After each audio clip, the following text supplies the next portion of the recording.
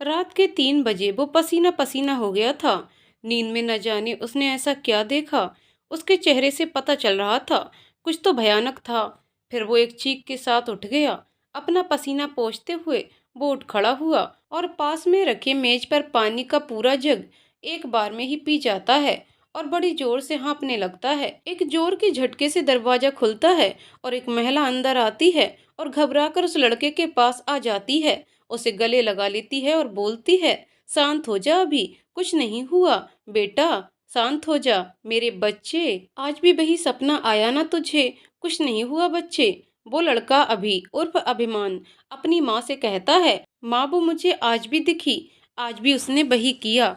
माँ वो कौन है और क्यों मेरे सपनों में आती है वो? मैं तो उसे जानता तक नहीं, न मैंने कभी उसे देखा है।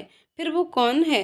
उसकी माँ कुछ नहीं बोलती और मन ही मन सोचती है, पंडित जी सही थे, मेरे बेटे का पिछला जन्म उसे तकलीफ दे सकता है। न जाने कौन है वो लड़की और न जाने क्या चाहती है वो मेरे बेटे से। अभिमान अपनी माँ से अलग होकर कहता है, माँ आप जाकर सो जाओ, मैं ठीक हूँ, कल हमें गांव भी जाना है ना।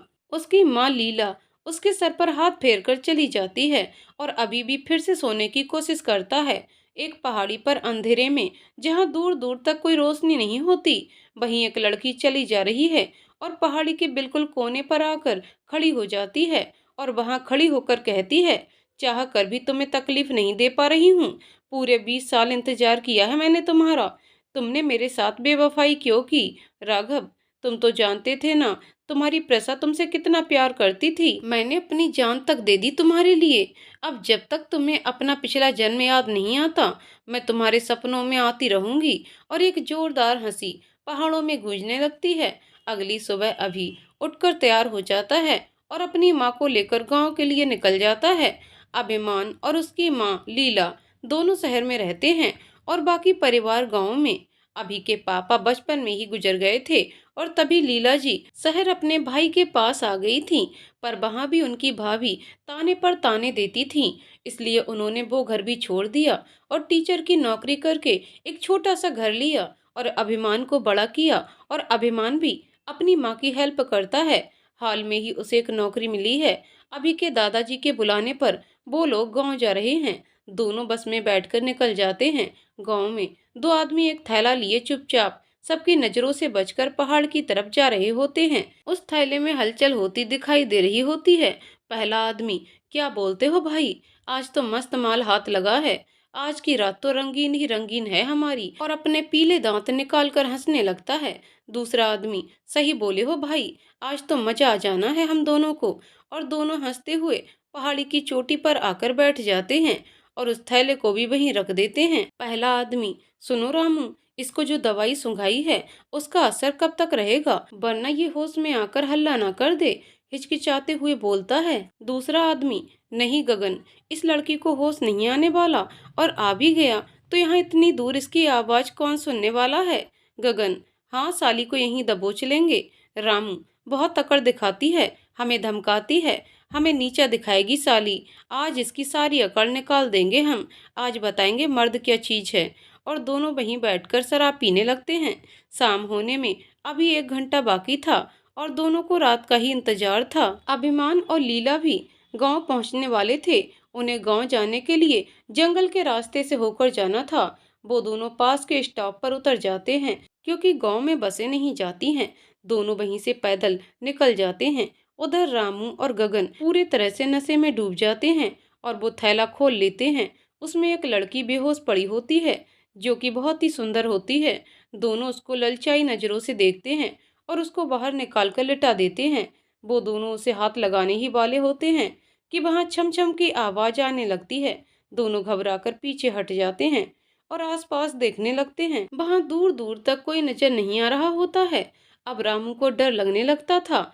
उसे अब गांव में फैली हुई बात सच लगने लगी थी। उसे लगने लगा था कि यहाँ जरूर किसी का साया है। गगन, रामू भाई, हम इस लड़की को उठाकर कहीं और ले जाना चाहिए। रामू, कैसी बात कर रहे हो तुम, हम इसको कहाँ लेकर जाएंगे? मुझे लगता है यहाँ जरूर कोई है, हमें इसे यहीं छोड़कर चले जाना चाहिए। गगन जोर से हंसने लगता है तुम डर गए, पर मैं नहीं, मैं तो आज अपनी रात रंगीन बनाकर रहूंगा। और उस लड़की के पास जाकर उसका दुपट्टा हटा देता है। उसके ऐसा करते ही जोर जोर से हवाएं चलने लगती हैं। ठंड बढ़ जाती है। रामू डरते हुए, मैंने कहा था ना, यहाँ से चलते हैं, मुझे बहुत डर लग रहा है। गगन, अरे भाई, तुम खामखा डर रहे हो, कुछ नहीं है यहाँ। और उस लड़की को छूने की कोशिश ही करता है कि एक साया बड़ी ही तेजी से उसके पास से गुजरता है।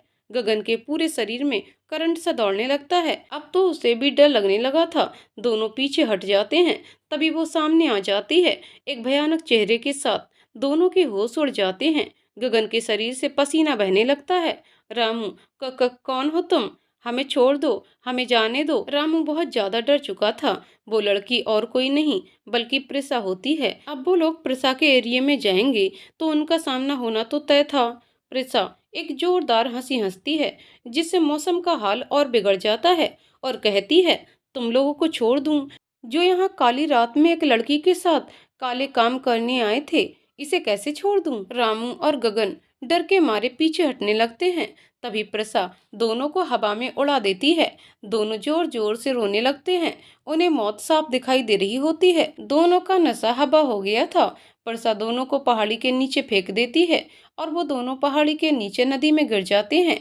इतनी ऊंचाई से गिरने के बाद शायद ही कोई बचा होगा। प्रसा अपने असली रूप में आती है और उस लड़की के पास जाकर रुक जाती है। उसे दुपट्टा उड़ा देती है और कहती है, तुम्हें घर तक सही सलामत पहुंचाने वाला आने ही वाला है, उससे अपना हिसाब बाद में पूरा करूंगी। और वहां से चली जाती है। अभी और लीला गांव की सीमा तक पहुंचने ही वाले होते हैं और रास्ते में वही पहाड़ी वाला रास्ता पड़ता है। दोनों वहां से गुजरते हैं तो वहां उन्हें वो लड़की दिखाई देती है।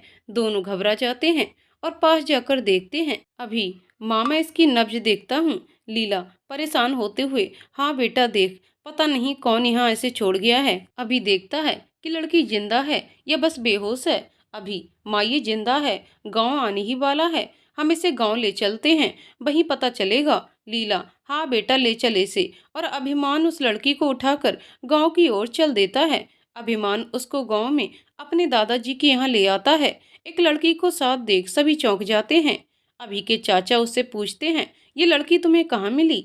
अभी, चाचा ये पहाड़ी के पास बेहोश पड़ी थी, माँ और मैं इसे यहाँ लेकर आए हैं। अभी के दादाजी, अरे श्याम, ये तो अपने मनोज की लड़की लगती है, उसे बुलाकर तो ला, पता तो चले क्या मामला है। श्याम दौड़कर बाहर चले जाता है। अभी उसे बाहर ही पलंग पर लिटा देता है। अभी की चाची उन दोनों के लिए चाय लेकर आती हैं और लीला जी से पूछती हैं, जीजी कैसी हैं आप? और यहाँ से जाने के बाद तो यहाँ आना ही भूल गईं। लीला, नहीं छोटी, ऐसी बात नहीं है, काम में ही सारा वक्त बीत जाता है, इसलिए समय नहीं मिला। तभी श्याम के साथ मनोज आ जाता है, जो बहुत ही घबराया हुआ था। उस लड़की के पास आकर रोने लगता है और बोलता है, मनोज, नीति मेरी बच्ची, क्या हुआ तुझे? उठ जा बेटा। अभी, चाचा जी, अभी ये बेहोश है, हमें होश में आने का इंतजार करना चाहिए। दादाजी, मनोज अभी सही कह रहा है, अब तो तुम्हारी बिटिया के होश में आने के बाद ही पता चलेगा क्या हुआ है। सब वहीं बैठ जाते हैं। अभी भी ख्यालों में खोया हुआ है। लीला जी आकर पूछती हैं, लीला क्या हुआ बेटा, कहाँ खोए हो? अभी, कुछ नहीं माँ, मुझे वो पहाड़ी जानी पहचानी सी लगी, पर मैं तो वहाँ कभी गया भी नहीं। लीला, ज्यादा मत सोच बेटे, तुझे वहम हुआ होगा। तभी नीति होश में आने लगती है। सभी उठकर खड़े हो जाते हैं और उसे घेर लेते हैं। नीति, आह, मेरा सर क्यों इतना फट रहा है? और जब आँख खोलकर सामने सबको देखती है तो शौक हो जाती है। पापा आप यहाँ, और अपने आसपास देखकर, और मैं यहाँ श्याम चाचा के यहाँ क्या कर रही हूँ? कोई कुछ बताएगा मुझे? मनोज, बिटिया तुम पहाड़ी पर बेहोश मिली थी इन लोगों को, और अभी की तरफ इशारा करता है, पर तुम वहाँ पहुँची कैसे? तुम तो स्कूल गई थी ना पढ़ाने। नीति, हाँ पापा, मैं वहीं थी, बल्कि खाना खाने के बाद मुझे चक्कर आने लगे, उसके बाद का मुझे कुछ भी याद नहीं है। अभी, यानी किसी ने खाने के साथ कुछ था। सभी अभी की तरफ देखने लगते हैं। अभी हड़बड़ा जाता है। मनोज नीति से कहते हैं, बेटा यही तुम्हें यहाँ लेकर आए हैं, अगर ये नहीं लाते तो हमें तो खबर भी नहीं होती। और एक चिंता की रेखा उनके चेहरे पर दिखाई देने लगती है। नीति अभिमान को देखती है। गेहुआ रंग, सुनहरे बाल, प्यारी आंखें, और उसकी सहनशीलता उसका मन मोह लेती है। पहली ही नजर में उसे अभी भाने लग गया था। नीति अभी के पास उठकर जाती है। नीति, आपका बहुत बहुत शुक्रिया, आपने मुझे बचाया। अभी जी शुक्रिया की कोई बात नहीं, वहाँ कोई भी होता तो यही करता।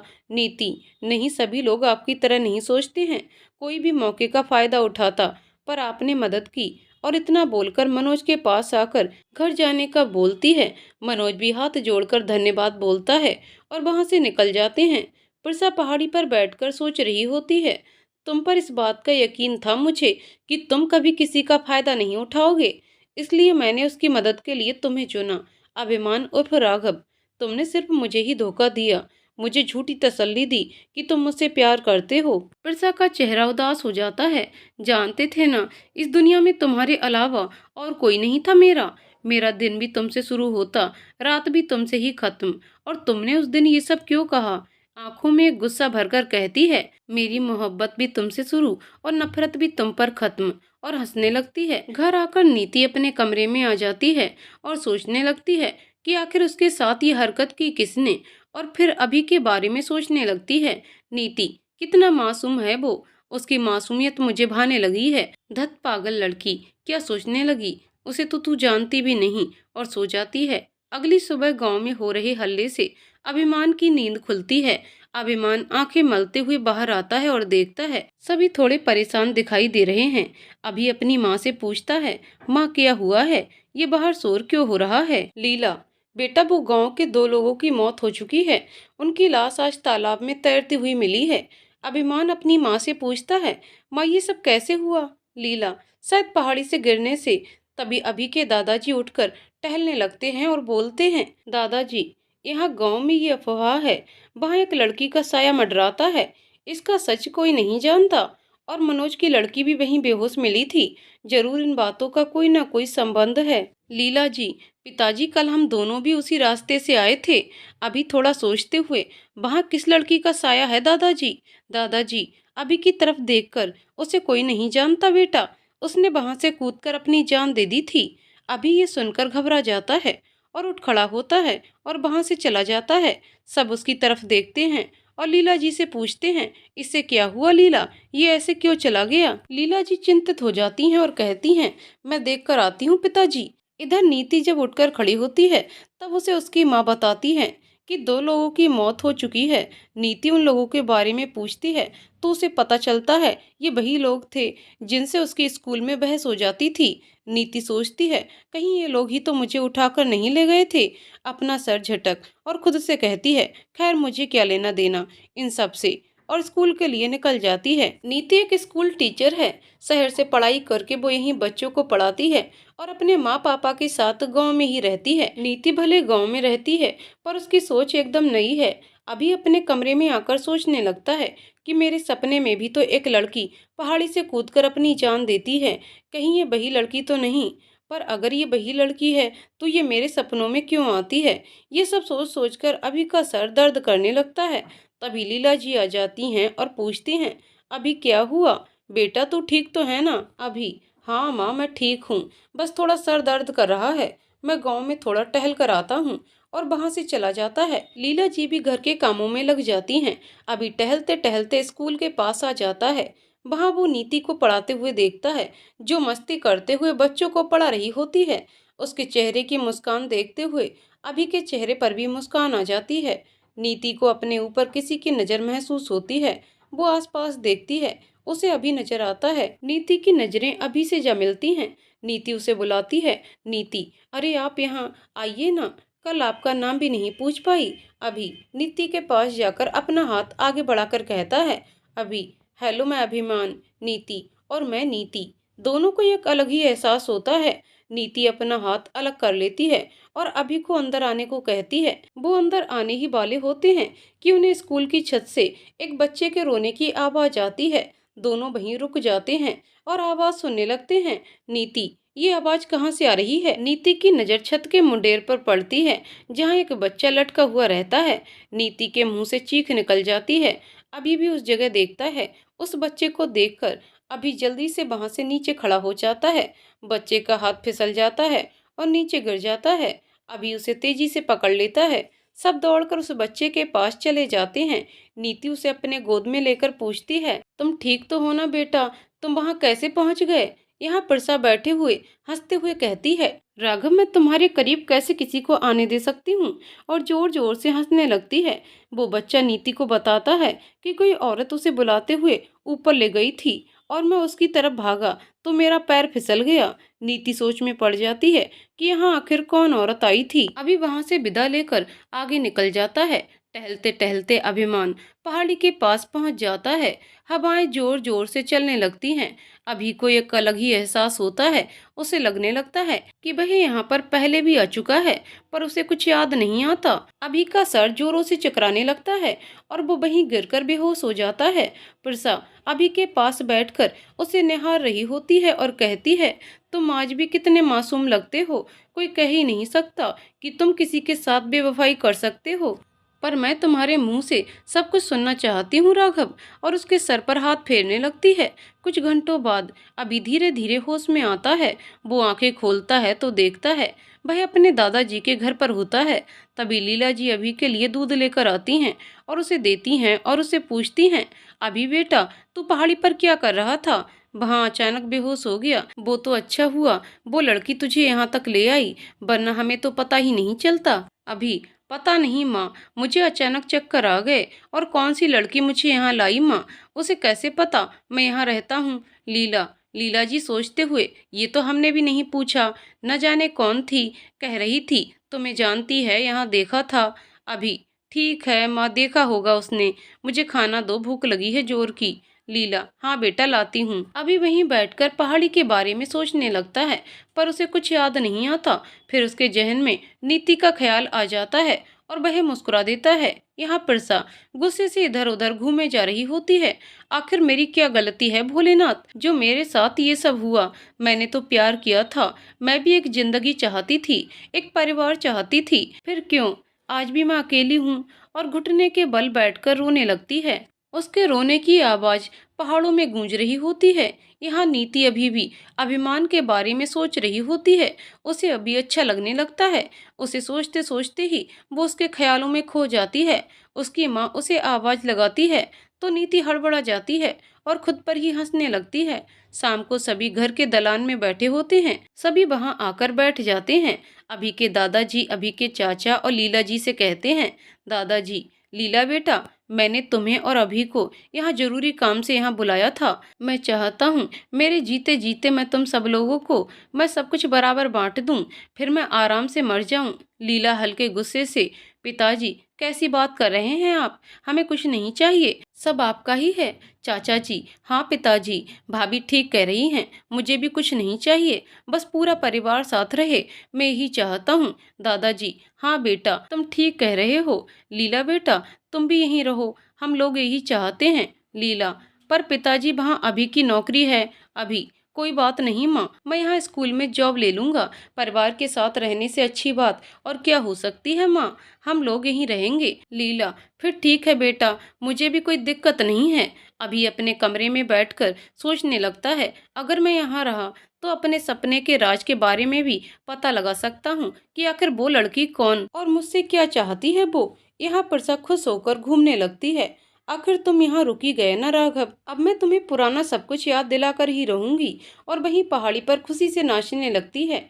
अभी अगली सुबह ही शहर के लिए निकल जाता है और अपनी नौकरी वाली जगह जाकर वहां इस्तीफा देकर अपनी सैलरी लेकर वापस गांव के लिए निकल जाता है। अभी आते वक्त सबके लिए कपड़े ले लेता है। बस में बैठे बैठे अभी सोचता है कि कितने दिनों से वो मुझे सपना नहीं आया, ना वो लड़की मुझे और सपनों में दिखाई दी, आखिर कौन है वो? यही सोचते सोचते उसे नींद आ जाती है। थोड़ी देर बाद बस गांव के स्टॉप पर रुकती है। अभिमान बस से उतरकर गांव की ओर चल देता है। गांव के ऊबड़ खाबड़ रास्तों की वजह से बस गांव में ही नहीं जाती है, अभी वहीं से पैदल चल देता है। स्टॉप से गांव 2 किलोमीटर दूरी पर है, जो कि पहाड़ी को पार करके आता है। अंधेरा होने को आया था और अभी भी जल्दी जल्दी अपने गांव की तरफ बढ़ रहा है। तभी उसे किसी की आवाज सुनाई देती है। पहले तो वो अनदेखा कर देता है, फिर उसे वही आवाज दोबारा सुनाई देती है तो अभी उस आवाज की दिशा में आगे बढ़ता है, जहां वो देखता है कि एक बूढ़ा आदमी एक माला लेकर बैठा होता है और जय श्री राम का जाप कर रहा होता है। अभी उसके पास जाता है। उसके पास जाते ही वो अपनी आंखें खोल लेता है और अभी से कहता है, बाबा, आप शाम ढले जाप कर रहे हैं। अब तो रात होने को आई है। आप कहाँ रहते हैं? मुझे बताइए, मैं आपको छोड़ दूंगा। वह उसे गौर से देखता है। अचानक ही उसके चेहरे के भाव बदल जाते हैं और वो अभी के चेहरे को हाथ लगाकर कहता है, तुम तुम आ गए बेटा। वो तुम्हारा कब से इंतजार कर रही थी। तुम आ गए। उसका इंतजार खत्म हुआ। अब उसे मुक्ति मिलेगी। तुम आ गए। और वह खड़ा हो जाता है। ये सब सुनकर अभिमान को अजीब लगता है। वह कुछ कहता उसके पहले ही वह बूढ़ा आदमी कहता है, बेटा, मैं मुरारी काका, मंदिर का पुजारी। तुम्हें याद है ना, तुम उसके साथ मेरे मंदिर आते थे। अभिमान, देखिए काका, मैं आपको सच में नहीं जानता और मैं गांव में अपने चाचा जी के यहाँ पर आया हूँ। आपको यहाँ पहली बार देख रहा हूँ। आपको जरूर कोई गलतफहमी हुई है। मुरारी उसे देखते हुए, बेटा, ये आंखें इतनी भी बूढ़ी नहीं हुई हैं जो तुम्हें पहचान न सकें। पूरे 20 साल इंतजार किया है उसने तुम्हारा। मैं नहीं जानता तुम दोनों के बीच ऐसा क्या हुआ था। वो तुम्हें और सबको छोड़कर इस दुनिया से चली गई। अभी आप किसकी बात कर रहे हैं? मुरारी कुछ जवाब देता उसके पहले ही हवाएं तेज हो जाती हैं। वह वहां से निकल जाता है। अभी उसे आवाज देते रह जाता है। वो उसके पीछे जाता है पर उसे वह नहीं मिलता। थककर अभी वापस अपने रास्ते निकल जाता है। पहाड़ी पर मुरारी खड़ा भापड़सा से सवाल करता है, मुरारी, बिटिया, तुमने मुझे इस बारे में बताने से क्यों रोका? राघव को कुछ भी नहीं याद है। तुमने आकर क्यों रोका बिटिया? पिरसा चलते हुए, क्योंकि काका, उसे ये सब मैं खुद याद दिलाना चाहती हूँ। मैं चाहती हूँ वो खुद ही ये सब याद करे और मुझे भी। मैं उससे अपने सवालों के जवाब लेना चाहती हूँ, पूछना चाहती हूँ उससे वो सब जो मैं मरने से पहले नहीं पूछ पाई। मुरारी, पर बिटिया, उसने आखिर किया क्या था? प्रिसा, ये आपको वक्त आने पर पता चल ही जाएगा काका। फिलहाल मैं जाती हूँ। अभी अपने घर पहुंचकर सभी को लाए हुए कपड़े देता है और बचे हुए पैसे अपनी माँ को दे देता है। लीला जी अभी को खाना खिलाती है और कहती है कि सुनो अभी, कल सुबह ही जाकर स्कूल में बात कराना। क्या कहते हैं, वहां जाके ही पता चलेगा। अभी, हाँ माँ, मैं सुबह ही चला जाऊंगा। और खाना खाकर अपने कमरे में आकर लेट जाता है। उसे रह रह कर उस आदमी की बातें याद आ रही होती हैं। वो अपनी माँ को कुछ नहीं बताता, ये सोचकर कि उसकी माँ परेशान होगी। यही सोचते सोचते अभी को नींद आ जाती है। अगली सुबह अभिमान तैयार होकर स्कूल के लिए निकल जाता है। उसके साथ ही उसके दादाजी भी जाते हैं ताकि वो भी कुछ बात कर सकें। स्कूल में अभी और दादाजी दोनों हेड मास्टर के पास जाते हैं। अभी उन्हें अपने एजुकेशन के बारे में बताता है और स्कूल में पढ़ाने की बात करता है। हेड मास्टर मान जाते हैं क्योंकि वो अभी के दादाजी को जानते हैं और अभी की एजुकेशन बहुत अच्छी रहती है, इसलिए वो कल से ही अभी को आने को कह देते हैं। अभी के दादाजी वहीं बैठे बैठे बातचीत कर रहे होते हैं। सर उसे स्कूल देखने के लिए भेज देते हैं। अभी वहां से उठकर बाहर गलियारे में आ जाता है। उसने सच में ठीक से स्कूल नहीं देखा होता है। उस दिन भी वो बाहर से ही चला गया था। वह देखता है एक ही कतार में 5 कमरे हैं और उसके सामने ही 5 कमरे होते हैं। अभी आगे बढ़ बढ़कर सारे कमरे देख रहा होता है। नीति भी अपनी क्लास में बच्चों को पढ़ा रही होती है। उसके लंबे बाल उसके गालों को छूकर बार बार उसे परेशान कर रहे होते हैं। नीति तंग आकर बाल बांधने लगती है कि तभी अभी के मुंह से निकल जाता है, खुले रहने दीजिए, अच्छे लग रहे हैं। नीति अभी की तरफ देखती है और अपनी आंखें ऊपर करके पूछती है, नीति, आपने कुछ कहा क्या? अभी हड़बड़ाकर, अब नहीं तो मैं तो बस क्लास देख रहा था। कल से मैं भी ज्वाइन करने वाला हूँ यहाँ। नीति, ओह अच्छा, आप भी यहीं आ रहे हैं, ये तो अच्छी बात है। यहाँ गांव में ऐसे भी एजुकेशन की बहुत ज़रूरत है। यहाँ बहुत ही कम लोगों को पढ़ाना पसंद करते हैं। आपने बहुत अच्छा किया आकर। अभी, हाँ, अब से मैं भी यहीं गांव में ही रहने वाला हूँ, अपने परिवार के साथ ही। इसलिए सोचा खाली बैठने से अच्छा है मैं कुछ काम ही कर लूं। नीति मन ही मन खुश हो जाती है। हाँ, सही सोचा आपने। दोनों बात कर रहे होते हैं कि दादाजी अभी को आवाज देकर बुला लेते हैं। अभी वहां से जाने लगता है। अभी, अच्छा मैं चलता हूँ, हम कल मिलेंगे। नीति, जी। नीति अभी को जाते हुए देखती रहती है। उसे ये जानकर बहुत खुशी होती है कि अभी भी अब उसके साथ ही पढ़ाने आएगा और उसके साथ वक्त बिताने को मिलेगा। ये सोचकर ही नीति के चेहरे से मुस्कुराहट नहीं जा रही है। अभी दादाजी के साथ घर आ जाता है और घर आकर वो खाना खाकर कमरे में आकर लेट जाता है। यहाँ नीति भी अपना काम खत्म करके घर के लिए निकल जाती है। उसका घर 2-3 गली छोड़कर आता है। नीति अपनी ही धुन में चली जा रही होती है कि तभी वो किसी से टकरा जाती है। उसके हाथ से सामान नीचे गिर जाता है। वो सामान उठाने लगती है और बिना देखे ही सॉरी बोल देती है। अपनी आंखें सही जगह देखने के लिए इस्तेमाल करोगी तो ज्यादा बेहतर होगा, वरना आगे तुम्हें ही तकलीफ होगी। इतना कहकर वो टकराने वाली औरत आगे बढ़ जाती है। नीति ये सुनने के बाद उसे पलटकर देखती है, पर उसे वो दिखाई नहीं देती है। नीति सोच में पड़ जाती है कि आखिर उस औरत ने ऐसा क्यों कहा। नीति वहां से उठकर अपने घर आ जाती है। उसके दिमाग में अभी भी वही बातें चल रही होती हैं। वो अपनी माँ को इस बारे में बताती है। उसकी माँ कहती है, छोड़ना बेटा, होंगी कोई, तुझे बोल दिया होगा, चल आजा खाना खा ले। नीति उसकी बात मान लेती है और अपना ध्यान हटाकर खाना खाने लगती है। यहाँ प्रसा अपने आप से बातें कर रही होती है। आज उसे पहली चेतावनी देकर आई हूँ। अगर वो समझ जाती है तो ये उसके लिए बेहतर होगा, क्योंकि मैं अपने और राघव के बीच किसी तीसरे को नहीं देख सकती। जब तक राघव अपना पिछला जन्म याद नहीं कर लेता, तब तक मैं किसी के सामने नहीं आ सकती। हे भोलेनाथ, मेरी सहायता करो ताकि मैं सब कुछ जान सकूं और राघव को पिछला सब कुछ याद दिला सकूं। परसा ये कहते हुए दूर अंधेरे में कहीं गुम हो जाती है। अभी को लेटे लेटे नींद आ जाती है। वह अपने सपने में देखता है कि एक लड़की तितलियों के साथ खेल रही होती है। उसका चेहरा दूसरी ओर रहता है। अभी आज तक उसका चेहरा नहीं देख पाया था। अभी उस लड़की को पहचान जाता है, क्योंकि ये उसके सपनों में पहले भी आ चुकी है। अभी उसकी तरफ बढ़ता है। जैसे जैसे वो उसकी तरफ जाता है, वो लड़की और दूर होते जाती है। अभी उसकी तरफ और आगे बढ़ता जाता है और आखिर में वो लड़की पहाड़ी के किनारे आ जाती है। अभी घबराकर उसे आवाज देता है, सुनो, कौन हो तुम और यहाँ क्या करने जा रही हो। वो लड़की बिना पीछे मुड़े कहती है, मुझे याद करो राघव, याद करो मुझे, मुझे तुम जानते हो राघव, याद करो। और इतना कहकर वो वहां से छलांग लगा देती है। अभी चीख के साथ उठ जाता है। अभी फिर से वही सपना, पर आज उसने मुझे राघव कहकर पुकारा। आखिर कौन है ये। अगले दिन अभी तैयार होकर स्कूल के लिए निकल जाता है और वहां देखता है कि नीति अभी तक स्कूल नहीं आई होती है। अभिमान सर से अपने क्लास के बारे में पूछकर जाने लगता है कि तभी उसे नीति की आवाज सुनाई देती है। नीति, गुड मॉर्निंग अभिमान। अभी उसे देखता है। वह मन में सोचता है, ये आज कुछ ज्यादा ही खूबसूरत लग रही है। ये आज ज्यादा तैयार होकर आई है। गुड मॉर्निंग नीति। नीति ने आज अपना नया सूट पहन रखा था और बालों को खुला छोड़ दिया था। सूट में वो बहुत ही सुंदर लग रही होती है। न जाने क्यों आज उसका मन हुआ तैयार होने का, वरना तो मेकअप के नाम से ही दूर भागती है। नीति गुड मॉर्निंग बोलकर अपने क्लास में चली जाती है और अभी भी अपने क्लास के लिए चला जाता है। नीति खुद से, ये आज मुझे क्या हुआ जो इतना बंठन कर चली आई। वो क्या सोच रहा होगा मेरे बारे में। मैं भी ना बिल्कुल बुद्धू हूँ। वर्षा अपना रूप बदलकर स्कूल में आती है। वह एक सुंदर सी लड़की का रूप ले लेती है और वहाँ हेड मास्टर के पास जाती है। उन्हें कहती है, सर मुझे नौकरी की बहुत जरूरत है, आप प्लीज मुझे नौकरी दे दीजिए। सर देखिए, मैं आपको नौकरी दे देता हूँ, पर अगर आपका पढ़ाना सही नहीं लगा तो आपको नौकरी छोड़नी होगी। आप अपने सारे कागज ले आइए और कल से ही आप आ जाना। आपका नाम क्या है। प्रिसा।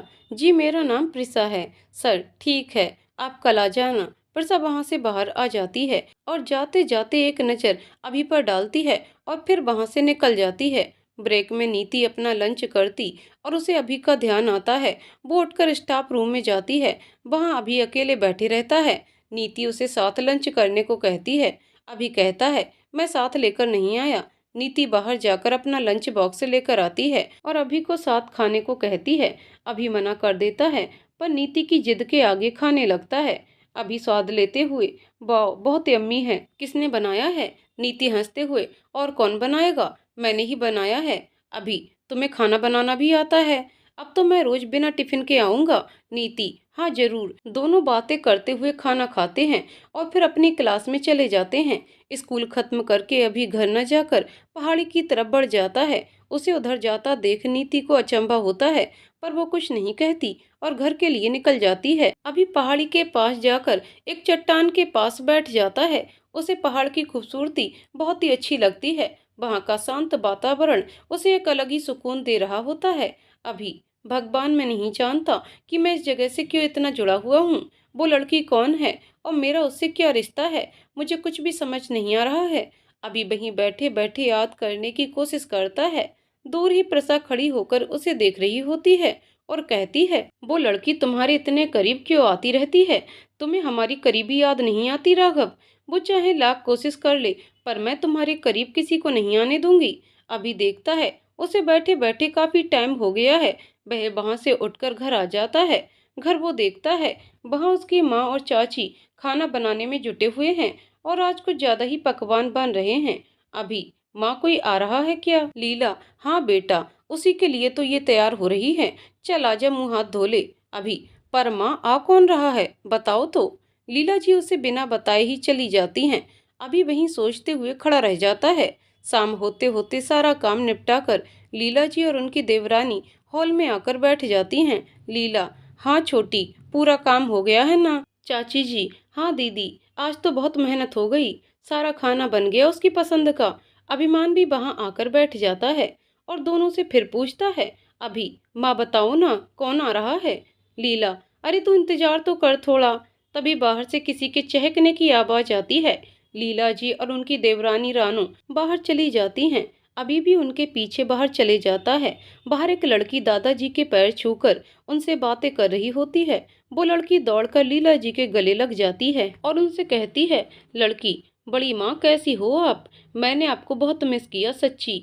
लीला, हाँ मेरी बच्ची, हमने भी तुझे बहुत याद किया और ये तेरी माँ ने भी। वह लड़की रानू के गले लगती है। रानू की आंखें भर आती हैं। वह उसे लाड़ करने लगती हैं। अभी जो वहाँ अभी तक वहाँ चुपचाप खड़ा होता है, वह लड़की उसके पास आ जाती है और अपनी कमर पर दोनों हाथ रखकर उसे कहती है, ओए अंगूर, मुझे नहीं पहचाना?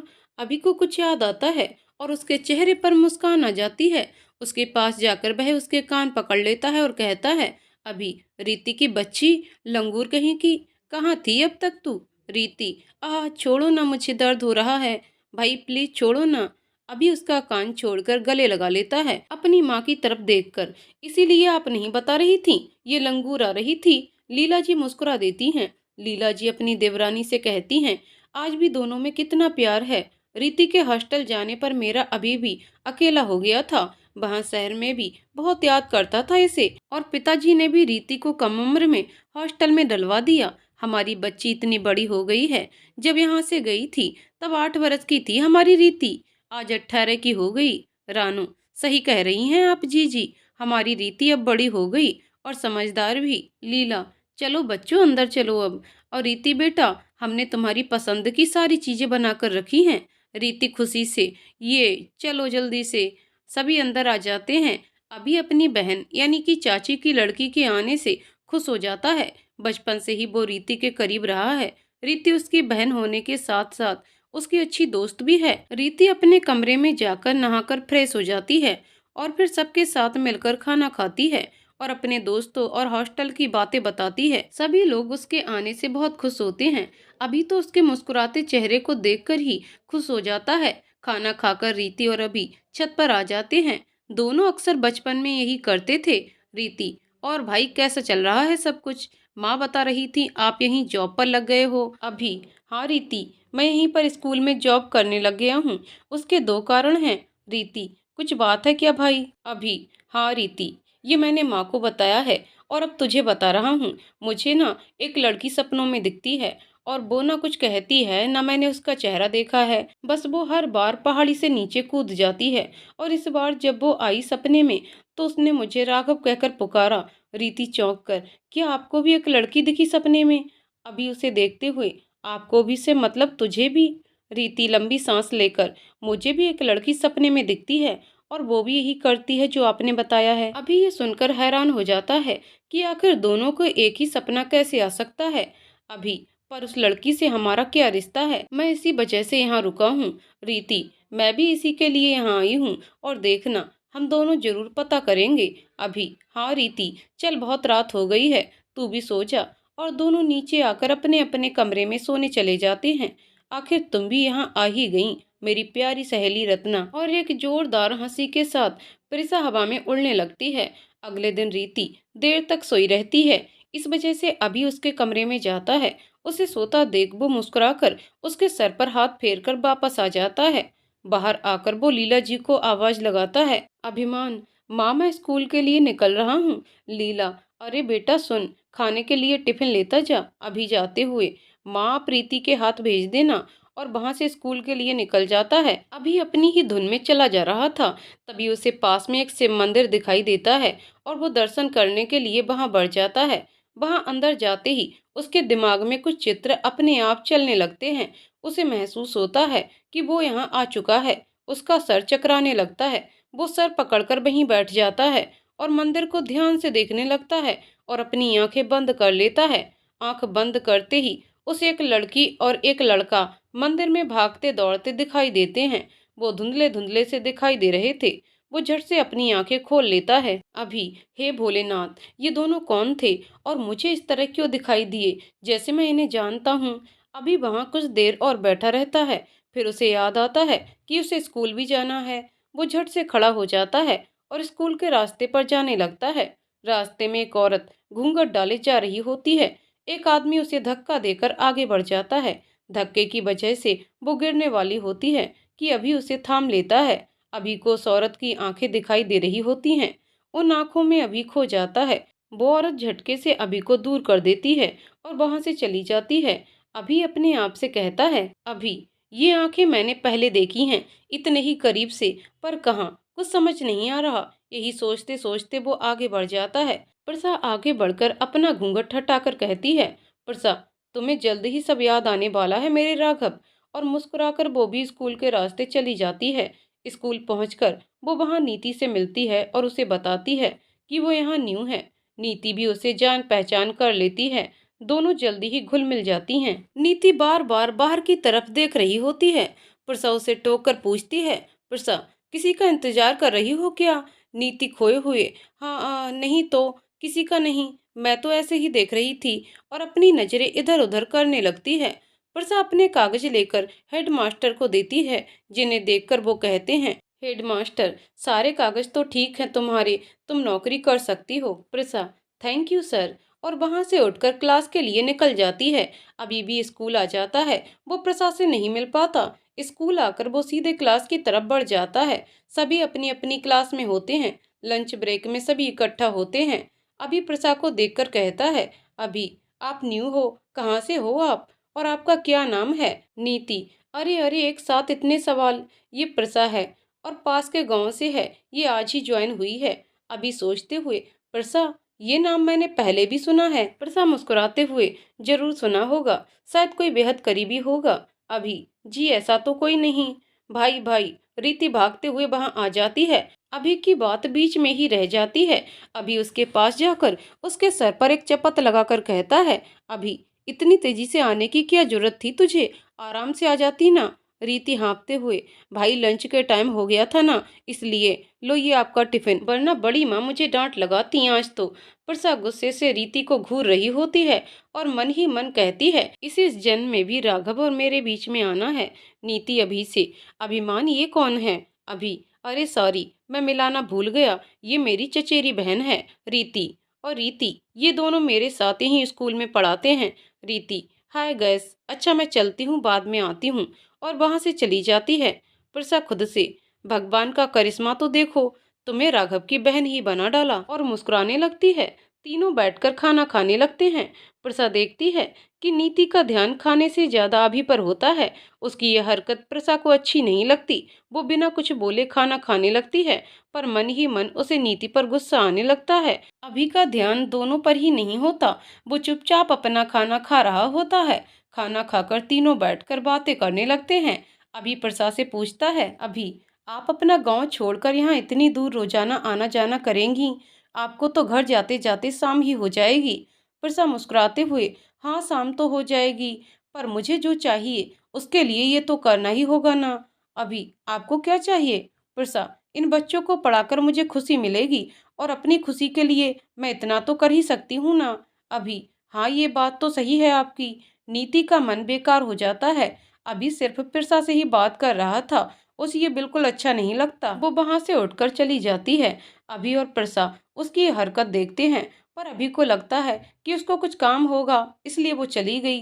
पर प्रसा सब जानती है। वो ये देखकर मुस्कुराने लगती है और अभी से कहती है, प्रसा, आप कभी पहाड़ी पर गए हो? क्या नज़ारा है वहाँ, सच में बहुत ही अच्छा लगता है। आप नहीं गए हो तो मैं आपको लेकर चलूंगी अभी। अरे वहां तो मैं गया हूँ, वहां सच में सुकून मिलता है। शहर में ये सब कहाँ होता है। और मन में ही उसे वो लड़की याद आ जाती है जो उसके सपनों में आती है।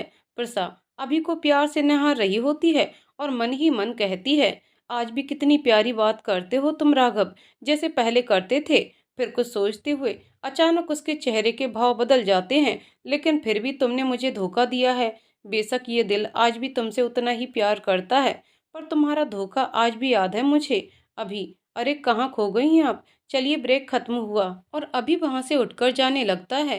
प्रसा भी वहां से उठकर चली जाती है। वाह कितना सुंदर है ये, सपने से भी सुंदर। आज तो जल्दी से वहां से आ गई, वरना यहाँ नहीं आ पाती। मुझे ना भाई के साथ यहाँ आना चाहिए था और मजा आता। चलो फिर कभी भाई के साथ। आज मैं खुद से ही कुछ ना कुछ पता करने की कोशिश करती हूँ।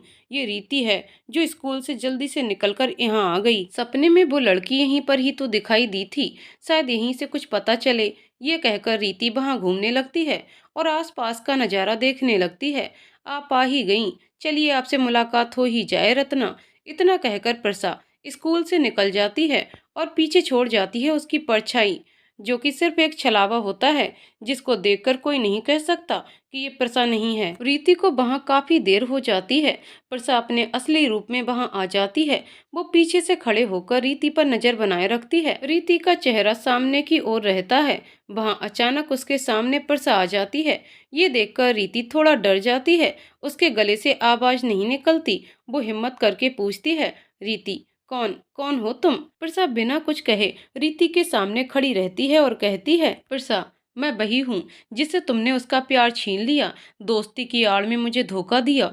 ये कहते हुए प्रसा की आंखें लाल हो जाती हैं। इधर रीति को कुछ समझ नहीं आता। रीति कौन सा धोखा, क्या बोल रही हो। मैं तो तुम्हें ठीक से जानती भी नहीं, और मैं क्यों तुम्हारा प्यार छीनूंगी भला। और तुम वही हो ना जो मेरे सपनों में आती हो। प्रसा जोर जोर से हंसने लगती है और पास जाकर रीति का गला पकड़ लेती है। तुम मुझे नहीं जानती, तुम मुझे भूल गई, पर मैं नहीं भूली हूँ तुम्हें रत्ना। और याद रखना, अपना बदला मैं लेकर रहूंगी। रीति कराहते हुए, छोड़ो मुझे आ। एक तेज झटके से प्रसा रीति को छोड़ देती है। रीति जोर से खांसने लगती है। वो ऊपर सर उठाकर देखती है तो वहां प्रसा नहीं होती। रीति ये देखकर और डर जाती है। उसे कुछ भी समझ नहीं आता। वो वहां से तेजी से भागते हुए निकल जाती है। वहीं पीछे खड़ी प्रसा के चेहरे पर एक रहस्यमयी मुस्कुराहट आ जाती है। स्कूल खत्म होते ही अभी घर जाने लगता है। वो देखता है कि प्रसा अभी भी क्लास में है। वो उसके पास जाकर कहता है, अभी प्रसा आप भी घर के लिए निकल जाओ, वरना शाम हो जाएगी जाते जाते। प्रसा हाँ बस निकलने ही वाली हूँ। अभी वहां से निकलता है। वो घर की ओर बढ़ ही रहा होता है कि उसे भागती हुई रीति नजर आती है। वो दौड़कर उसके पास आ जाता है। अभी घबरा कर, क्या हुआ रीति, तू ऐसे भागकर कहाँ से आ रही है। किसी ने कुछ किया क्या, बोल क्या हुआ है। रीति हाँफते हुए, भाई वो। अभी वो क्या। रीति भाई वो मैं वहां गई थी पहाड़ी पर। अभी चौंक कर, तू वहां क्यों गई अकेले, मुझे क्यों नहीं बताया क्या हुआ वहां। रुक पहले, इधर आ बैठ जा। और उसे पास के ओटले पर बैठाता है। रीति वहां बैठकर गहरी सांस लेती है। अभी भी उसके पास बैठ जाता है। रीति बताना शुरू करती है। रीति जब मैं वहां गई तो वहां का नज़ारा मुझे बहुत अच्छा लगा। मैं वहीं घूमने लगी, फिर उसके बाद मेरे सामने वो आ गई। अभी कौन। रीति वही लड़की जो हम दोनों के सपनों में दिखती है। वो मेरे बहुत करीब थी भाई। उसने मुझे कहा कि मैंने उसके प्यार को छीना है, वो मुझसे बदला लेगी। और उसने, अभी डर कर, उसने क्या किया। रीति अपना गला दिखाते हुए, ये किया उसने उसने मेरा गला पकड़ लिया था। अभी देखता है कि रीति के गले पर हाथों के लाल निशान आ गए थे। ये देख अभी को बहुत बुरा लगता है। अभी गुस्से से, उसकी इतनी हिम्मत, वो कौन है, ये क्यों कर रही है ये सब कुछ हमारे साथ। आज तो उसने तुम्हारे ऊपर हमला भी किया। रीति भाई वो मुझे रत्ना कहकर पुकार रही थी। अभी हैरानी से देखते हुए, क्या रत्ना, पर वो तुम्हें रत्ना क्यों बोल रही थी, क्या रिश्ता हो सकता है हमारा उससे। रीति पता नहीं भाई, पर वो मुझे देखकर बहुत गुस्से में थी। अभी हम दोनों मिलकर पता करेंगे। अभी घर चलते हैं। और सुन, अपने स्कार्फ से ढक ले, घर पर किसी ने देख लिया तो सब परेशान होंगे। आगे क्या करना है, घर पर सोचेंगे हम दोनों। रीति, हाँ भाई चलो चलते हैं, शाम होने वाली है। दोनों घर के लिए निकल जाते हैं। इधर प्रसा की परछाई जो वो स्कूल में छोड़कर आई थी, वो भी पहाड़ी पर आकर रुक जाती है। प्रसा अपनी परछाई को देखकर अपने में समाहित कर लेती है। प्रसा अपने आप से, अब बस कुछ समय और, फिर तुम दोनों को सब कुछ याद आ जाएगा, ये कहकर वो जोरों से हंसने लगती है। दोनों घर पहुंचकर अपने अपने कमरे में चले जाते हैं। अभी रीति को लेकर परेशान हो जाता है। वो रीति को कुछ भी होते हुए नहीं देख सकता है। वो बिस्तर पर जाकर लेट जाता है। उसे नींद आ जाती है। इधर नीति अपना मूड खराब करके बैठी होती है। उसने अभी को प्रसा के पास जाते हुए देख लिया था, तभी वो वहां से बिना अभी से मिले निकल जाती है। नीति अपनी सोच में ही रहती है कि उसकी माँ उसको आवाज लगाकर बुलाती है। नीति नीचे जाकर पूछती है, क्या हुआ माँ, आपने बुलाया है? माँ, हाँ बेटा सुन तो, वहाँ श्याम भैया के यहाँ से भाभी जी से दही ले आ। नीति, वही ना जिनके घर पर अभिमान मुझे ले गया था? माँ, हाँ वहीं से, जल्दी कर, फिर अंधेरा होने को है। दही ले आ, तेरे पापा का कड़ी खाने का बड़ा मन है, मैंने उन्हें सुबह ही कह दिया था। नीति अपना सर हिलाकर हाँ में जवाब देती है और अभी के घर के लिए निकल जाती है। उसका घर 2 गली छोड़कर ही था। नीति वहां पहुंचकर आवाज लगाती है, नीति, काकी काकी कोई है? अंदर से लीला जी आती हैं और नीति को देखकर कहती हैं, अरे बेटा तुम आओ, माँ ने भेजा है ना, सुबह ही वो मुझे दही का कहकर गई थी, रुको मैं लाती हूँ। इतना कहकर वो अंदर से एक बर्तन में दही ले आती हैं और नीति से कहती हैं, लीला सुनो बेटा, कल अभी स्कूल नहीं आएगा, तुम वहां बता देना। नीति, क्या हुआ काकी, अभी ठीक है? लीला, हाँ बेटा वो ठीक है, कल हमारे कुल गुरु आ रहे हैं, इसलिए वो नहीं आ पाएगा। नीति, ठीक है काकी मैं कह दूंगी, और वहां से निकल जाती है। अगले दिन सुबह अभी लेट उठता है। उठकर वह नीचे जाता है और अपनी माँ से कहता है, माँ नाश्ता लगा दो, मैं नाश्ता कर स्कूल चला जाऊंगा। लीला जी, अरे आज तुझे कहीं नहीं जाना है, आज हमारे कुल गुरु अपने घर आने वाले हैं, इसलिए सबका घर पर होना जरूरी है। अभिमान, पर माँ मैंने तो स्कूल में ये बताया ही नहीं, अब मुझे वहां बताने जाना पड़ेगा। लीला जी हंसते हुए, अरे बह तो मैंने कल ही बता दिया था, जब नीति बिटिया अपने घर आई थी तभी मैंने उसे कह दिया था कि तू कल स्कूल नहीं आ पाएगा, इसलिए स्कूल में बता दे। तू फिक्र मत कर और जा नहा कर आ जा। अभी मुस्कुराते हुए, अरे वाह माँ, कमाल है आप। इतना कहकर वह वापस अपने कमरे में नहाने के लिए चला जाता है। रीति भी जब सोकर उठती है तो उसे अपने गले पर दर्द महसूस होता है। उसे कल की घटना याद आ जाती है। वह उठकर उस लाल निशान पर क्रीम लगा लेती है और गले में स्कार्फ डालकर नीचे आ जाती है। नीचे वह देखती है कि उसकी माँ और बड़ी माँ दोनों साफ सफाई में लगे होते हैं। वह जाकर बैठ जाती है और अपनी माँ को आवाज लगाते हुए पूछती है, रीति, माँ आज कोई आने वाला है क्या घर पर? रानू, हाँ रीति, आज हमारे कुलगुरु आने वाले हैं, अभी तो गया है नहाने, तुम भी जल्दी से नहा लो, फिर तुम दोनों का नाश्ता लगा देंगे हम, ये साफ सफाई करके, ठीक है? चलो जल्दी से जाओ। रीति, ठीक है माँ, मैं अभी आती हूँ जल्दी से नहाकर। इतना कह ही रही थी कि अपने कमरे में वापस चली जाती है। आज नीति समय से पहले ही स्कूल आ गई थी। आज उसे कुछ भी अच्छा नहीं लग रहा होता है।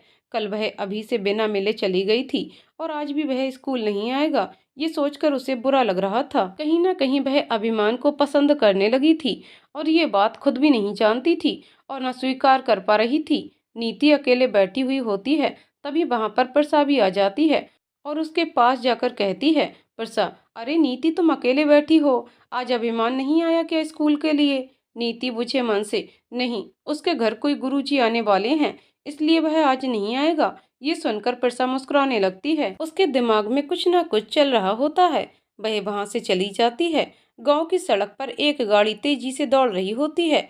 उसमें 2 आदमी पीछे बैठे होते हैं और एक आदमी जिसकी वेशभूषा लगभग साधुओं जैसी होती है। उनके चेहरे पर एक तेज होता है जिससे ये साफ दिखाई देता है कि वह जाने माने कोई गुरु हैं। वह आगे बैठे हुए होते हैं। यही लीला जी के कुलगुरु भीष्मा होते हैं, जो कि बहुत ही जाने माने और प्रभावशाली माने जाते हैं। वह सिर्फ चेहरा पढ़कर ही किसी के भी बारे में कुछ भी बता सकते हैं। उनके चेहरे की मुस्कुराहट साफ बता रही थी कि वह आज लीला जी के घर जाने के लिए बेहद उत्सुक और खुश दिखाई दे रहे हैं। अभिमान के पैदा होने पर सबसे पहले उसके पुनर्जन्म के बारे में लीला जी को इन्हीं ने उन्हें बताया था और आज वह इतने सालों के बाद फिर उनके यहाँ पधार रहे हैं। वह गाड़ी अभिमान के दादाजी के घर के आगे रुकती है। लगभग सारा परिवार गाड़ी की आवाज सुनकर बाहर आ जाता है। लीला जी और रानू दोनों उनका स्वागत करने के लिए आरती की थाली और फूल लेकर बाहर आ जाती हैं। रीति और अभिमान, जो कि नहाकर अभी अभी नीचे आ ही रहे होते हैं, वह भी बाहर आ जाते हैं। लीला जी भीष्मा जी की आरती उतारती हैं और उनका स्वागत करती हैं, पर भीष्मा जी की नजर सिर्फ अभिमान के चेहरे पर होती है। उसे देखकर वह मन ही मन मुस्कुरा देते हैं। अभी को ये थोड़ा अजीब लगता है, पर वह कुछ नहीं कहता और बदले में वह भी मुस्कुरा देता है। सभी लोग उनका स्वागत करते हैं और उन्हें अंदर लेकर आते हैं। सभी लोग उनके पैर छूकर आशीर्वाद लेते हैं। लीला जी अभी और रीति को भी इशारा करती हैं। वह दोनों भी उनके पैर छूते हैं। वह बदले में उन्हें कहते हैं, भीष्मा, तुम दोनों हमेशा खुश रहो और अब तुम्हारी उलझन सुलझाने का वक्त आ चुका है। जल्दी ही तुम्हें सब कुछ पता चल जाएगा। वह दिन ज्यादा दूर नहीं है जब तुम्हें सच्चाई का पता चलेगा। भगवान तुम्हें हमेशा खुश रखे। उनकी ये बातें सुनकर अभी और रीति दोनों चौंक जाते हैं और हैरान भी हो जाते हैं। वह आशीर्वाद लेकर पीछे हट जाते हैं। ये बात अभिमान ने सुनी तो दोनों एक दूसरे को देख रहे होते हैं और मन ही मन सोच रहे होते हैं कि ये सब कैसे जानते हैं। अगर ये सब जानते हैं तो क्या सच्चाई है और क्या उलझन है। लीला जी और रानू गुरुजी के उनके साथी के लिए भोजन का इंतजाम करने लगते हैं। भीष्मा जी वहीं बैठकर अभी के दादाजी से बातचीत कर रहे होते हैं और अभी के चाचा श्याम भी वहीं खड़े होकर उनकी बातें सुन रहे होते हैं। थोड़ी देर में लीला जी और रानू खाना लगा देती हैं और भीष्मा जी और उनके साथी बैठकर खाना खाते हैं। सभी परिवार उन्हें अच्छे से खाना खिलाते हैं और उनका बहुत आदर करते हैं। अभिमान के दादाजी भीष्मा जी को बहुत ज्यादा मानते हैं। उनकी कई हर बात उनके लिए बहुत महत्वपूर्ण होती है। खाना खाने के बाद भीष्मा जी अभिमान के दादाजी से कहते हैं, भीष्मा, अरे मदन, जरा बच्चों से कहो तो मुझे गांव की सैर करा लाएं। थोड़ा टहलना चाहता हूं मैं। दादाजी, हाँ गुरुजी, मैं अभी भेजता हूँ। अभी रीति बेटा इधर आओ, गुरुजी को जरा गांव की सैर करा लाओ दोनों मिलकर। दोनों अपने गर्दन हाँ में हिला देते हैं और भीष्मा जी के पीछे जाने लगते हैं। आगे भीष्मा जी मुस्कुरा रहे होते हैं।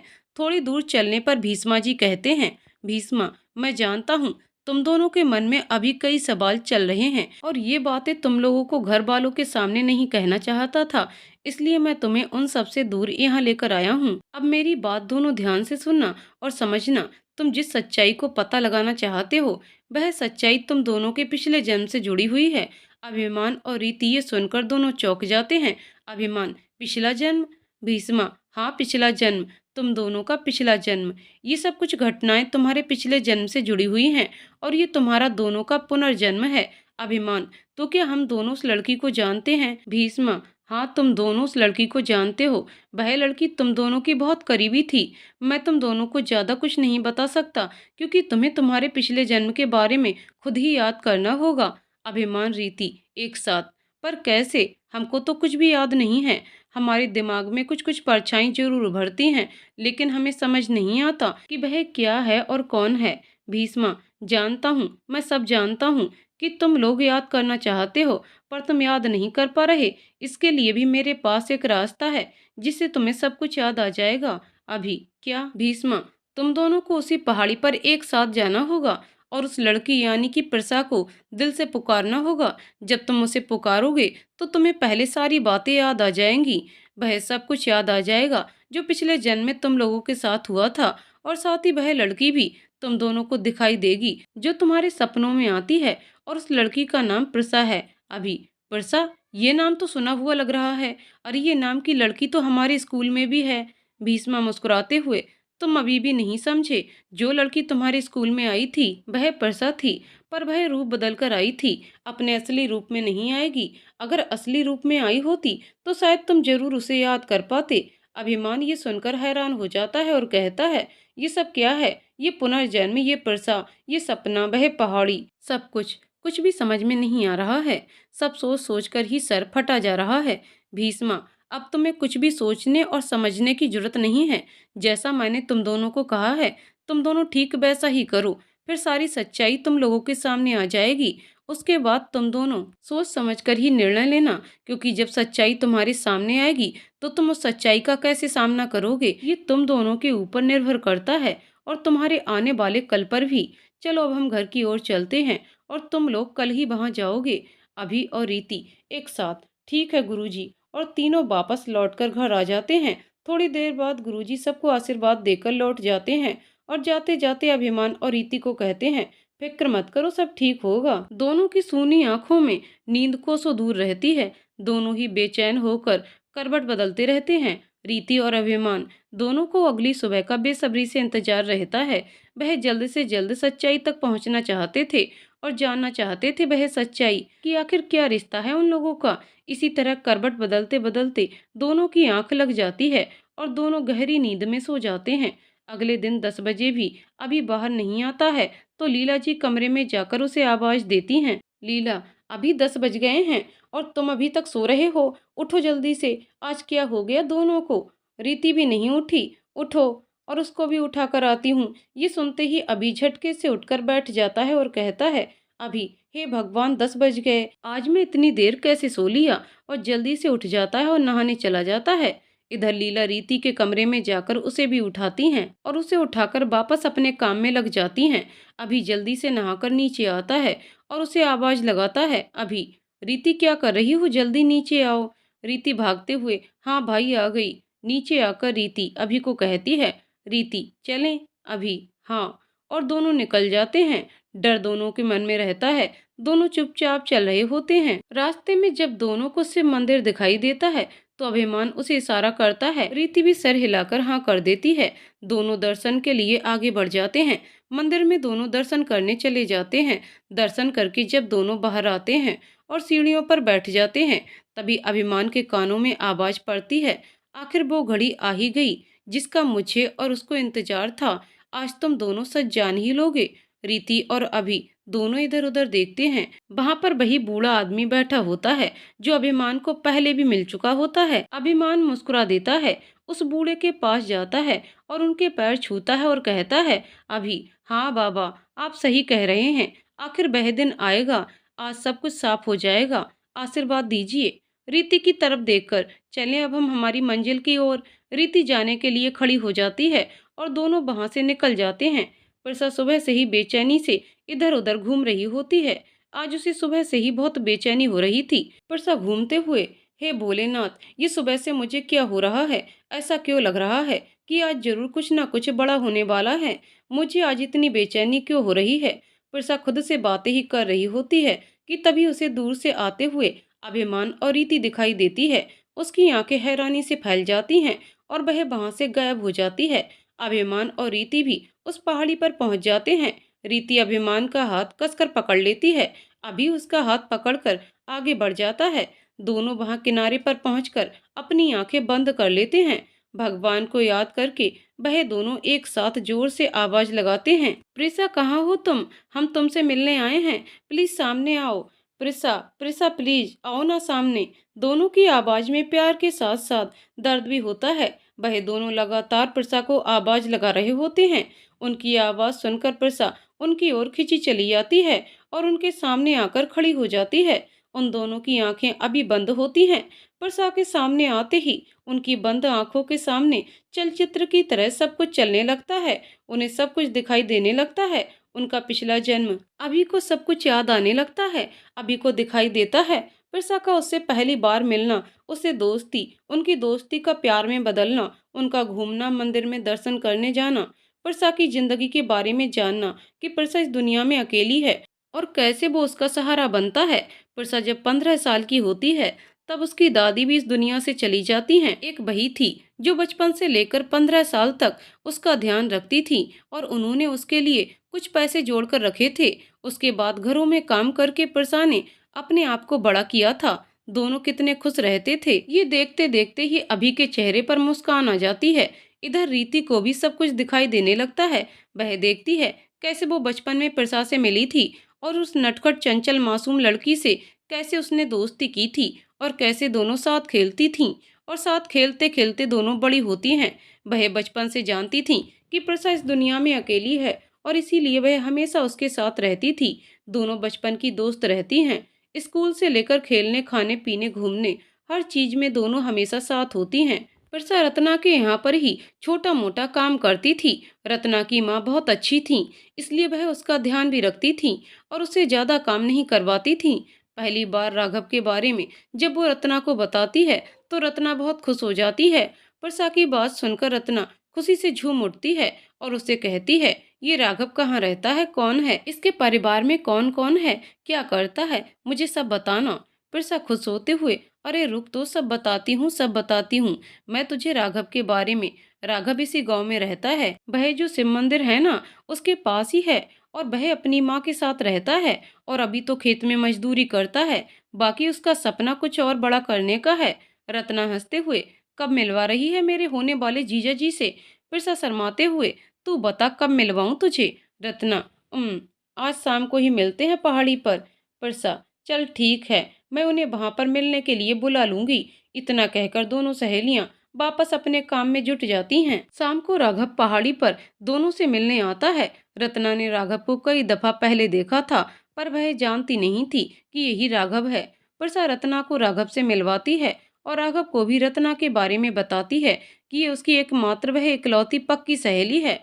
राघव भी खुशी खुशी रत्ना से मिलता है। दोनों के बीच कुछ औपचारिक बातें होती हैं। थोड़ी देर बातें करने के बाद दोनों सहेलियां वापस आ जाती हैं। इसी तरह दिन बीत जाते हैं और प्रसा और राघव का प्यार दिन ब दिन बढ़ता जा रहा था। वह अपने आने वाले कल के बारे में सोचने लगते हैं और सपने देखने लगते हैं। अब तो गांव में भी दोनों के प्यार की चर्चा होने लगी थी। राघव प्रसा को अपनी माँ से भी मिलवा देता है।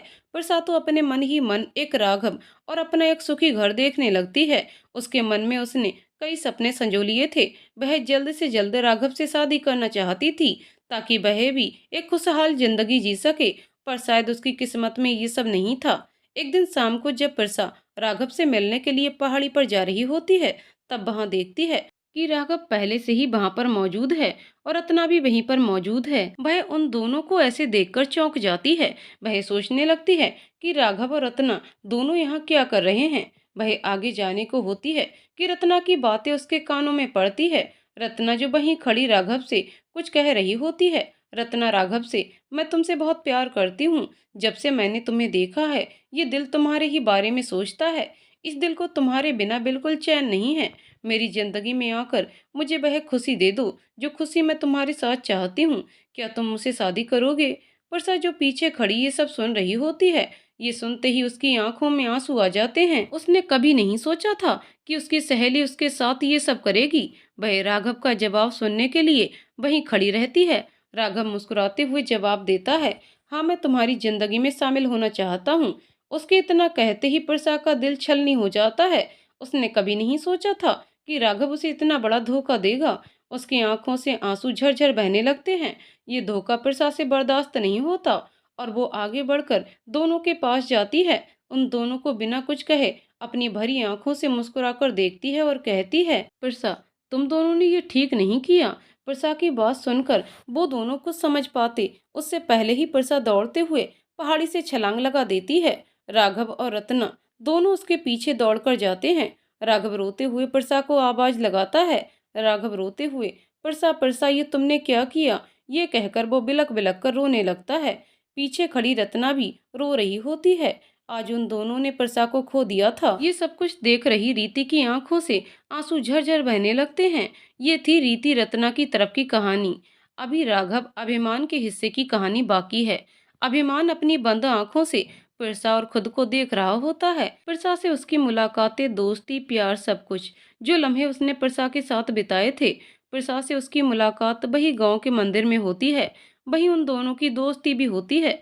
उसके बाद दोनों अक्सर मंदिर में मिल लेते थे और देखते देखते दोनों एक दूसरे को अपना दिल दे बैठते हैं। राघव को जब मालूम पड़ता है कि प्रसा का इस दुनिया में कोई नहीं है, तो उसे उसके लिए बहुत बुरा लगता है और उसके मन में प्रसा के लिए प्यार और बढ़ जाता है। और इसी तरह वो एक दिन अपने प्यार का इजहार प्रसा से करता है। प्रसा तो खुशी के मारे उछल पड़ती है। अपनी खुशी को जाहिर करते हुए वह कहती है, प्रसा खुशी से, राघव, मैं भी तुमसे बहुत प्यार करती हूँ।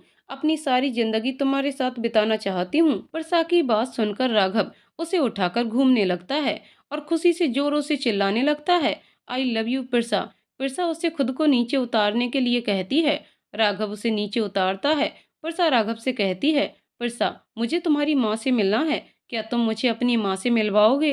राघव उससे कहता है, राघव, हाँ जल्द ही माँ से मिलवा दूंगा। इसी तरह दिन बीत जाते हैं और दोनों का प्यार वक्त के साथ बढ़ता जाता है। एक दिन मौका पाकर राघव अपनी माँ से परसा को मिलवा देता है और माँ को भी परसा बहुत पसंद आती है। परसा के जाने के बाद वो राघव के कान खींचकर कहती हैं, माँ, रघु कब उसे मेरी बहू बना रहा है? राघव, आह माँ छोड़ो ना, दर्द हो रहा है, और मुस्कुराकर कहता है, जल्द ही परसा इस घर की बहू बनकर आएगी। इसी तरह एक दिन जब परसा राघव को पहाड़ी पर बुलाती है और वहां उसकी मुलाकात वहां रत्ना से करवाती है।